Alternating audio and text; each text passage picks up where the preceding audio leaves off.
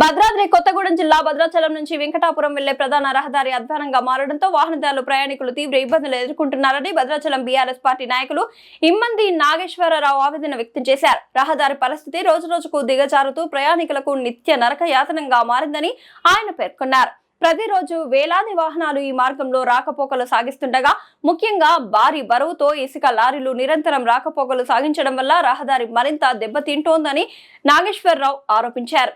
రహదారి పొడవునా భారీ గుంతలు ఏర్పడడంతో పాటు దుమ్ము విపరీతంగా లేవడంతో వాహనదారులు ప్రమాదాల బారిన పడే పరిస్థితి నెలకొందన్నారు. ఈ మార్గంలో తరచూ చిన్న పెద్ద ప్రమాదాలు చోటు చేసుకుంటున్నాయని, రహదారి దుస్థితి కారణంగా ప్రయాణం ప్రాణాలతో చెలగాటంగా మారిందని ఆయన ఆవేదన వ్యక్తం చేశారు.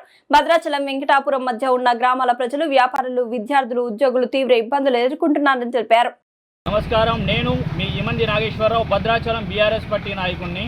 ఇప్పుడు మనం భద్రాచలం నుంచి వెంకటాపురం వెళ్ళే రోడ్డు వద్ద అయితే ఉన్నాము.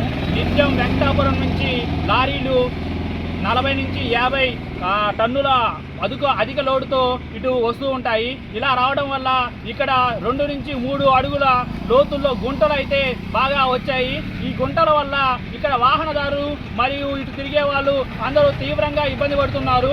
ఇబ్బంది పడటమే కాకుండా వాళ్ళ ప్రాణాలు కూడా కోల్పోతున్నారు. చాలా ప్రమాదాలు నిత్యం జరుగుతూనే ఉంటాయి ఈ ఏరియాలో. ఇక్కడ ప్రమాదాలు జరుగుతున్నా సరే ప్రభుత్వం అయితే ఏ విధంగా పట్టించుకోవట్లేదు. మన ఉమ్మడి ఖమ్మం జిల్లాలో 3 మంత్రులు మరియు స్థానిక ఎమ్మెల్యే చొరవ తీసుకొని ఈ రోడ్డును అయితే పూర్తి చేయాల్సిందిగా కోరుతున్నాను.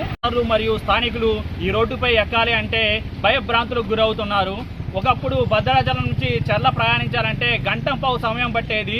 ఇప్పుడు 3 గంటలు దాటుతుంది. అయినా సరే అక్కడికి రీచ్ అవ్వలేకపోతున్నాం. ప్రమాదాలకి అడ్డాగా తయారైంది ఈ రోడ్డు.